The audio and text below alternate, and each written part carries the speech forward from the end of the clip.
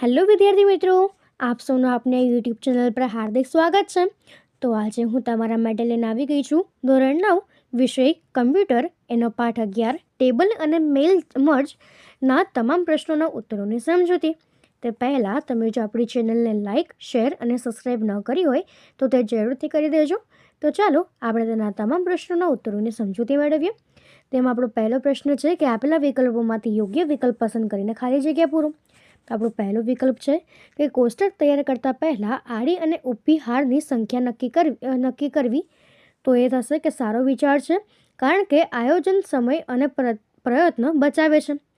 બીજું છે, દસ્તાવેજમાં કોષ્ટક ઉમેરવા માટે કઈ ટૂંકી ચાવી એટલે કે શોર્ટકટ કીનો ઉપયોગ કરી શકાય છે.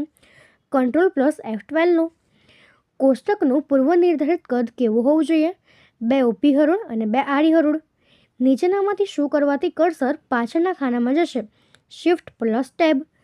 કોષ્ટકને ચિતરવા એટલે કે ડ્રો કરવા માટે માઉસ પોઇન્ટનો આકાર કેવો હશે? તો પેન્સિલ જેવો હશે. છઠ્ઠું છે કે નવી આડી કે ઊભી હરોળ ઉમેરવા માટે કઈ ટૂંકી ચાવી એટલે કે શોર્ટકટ કીનો ઉપયોગ થાય છે? Alt+Insert. હયાત આડી કે ઊભી હરોળ કાઢી રાખવા માટે કઈ ટૂંકી એટલે કે શોર્ટકટ કીનો ઉપયોગ થાય છે? તો એ થશે Alt+Delete. આઠમું છે કે કોષ્ટકને કેવી રીતે કાઢી નાખશો? તો તે થશે કે આપેલ બધા, જેમાં પહેલું છે કે કોષ્ટકમાં ગમે ત્યાં ક્લિક કરીને ટેબલ મેનુમાંથી ડિલીટ ટેબલ પસંદ કરીને, કોષ્ટકને પસંદ કરીને ડિલીટ કી દબાવીને અને કોષ્ટકને પસંદ કરીને બેકસ્પેસ કી દબાવીને. નવમું છે કે નીચે પૈકી કયા મેલ મર્જમાં ડેટા સોર્સનો માન્ય પ્રકાર છે? તો વિસ્તાર પત્રકમાં, ટેક્સ્ટ ફાઇલમાં, ડેટાબેઝ જેવા કે MySQL, અડાબાસ એન્ડ ODBC બધામાં.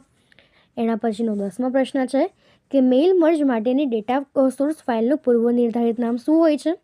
તો તે થશે ./address.odb. 11મું છે કે દસ્તાવેજને છાપવા માટેની ટૂંકી કી એટલે કે શોર્ટકટ કી કઈ છે? તો તે થશે Ctrl+P. તો હવે એના પછી છે કે પ્રિન્ટ ડાયલોગ બોક્સમાં દર્શાવાતા 5 વિકલ્પ કયા કયા છે? તો printer, properties, print range, copies and options. પછી છે કે રાઇટરમાં પાનાની રચના સામાન્ય રીતે કેવી હોય છે? તો તે પોર્ટ્રેટ હોય છે. લેટર પ્રકારના પાનાનું કદ કેટલું હોય છે? તો જેની પહોળાઈ 8.50 અને ઊંચાઈ 11 ઇંચ હોય છે. એના પછી છે કે માર્જિન વિભાગમાંથી કયા 4 હાંસિયા ગોઠવી શકાય છે?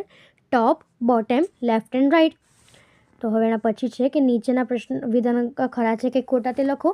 તેમાં આપણું પહેલું વિધાન છે કે હેડર અને ફૂટર તરીકે લખેલ લખાણ દસ્તાવેજના દરેક પાના પર છપાય છે. તો આ વિધાન ખોટું છે. દસ્તાવેજનો પાન ક્રમાંક એટલે કે પેજ નંબર આછા રાખોડી રંગના બેકગ્રાઉન્ડમાં દર્શાવાય છે અને દસ્તાવેજ છાપવામાં આવે ત્યારે બેકગ્રાઉન્ડ સહિત પાના ક્રમ પર પણ છપાઈ જાય છે. તો આ વિધાન ખોટું છે.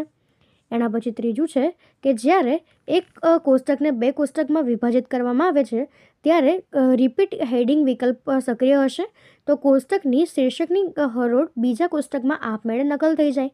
આ વિધાન ખોટું છે. રાઇટર પાનાની પહોળાઈ જેટલા કદનું કોષ્ટક બનાવે છે તો આ વિધાન પણ ખોટું છે.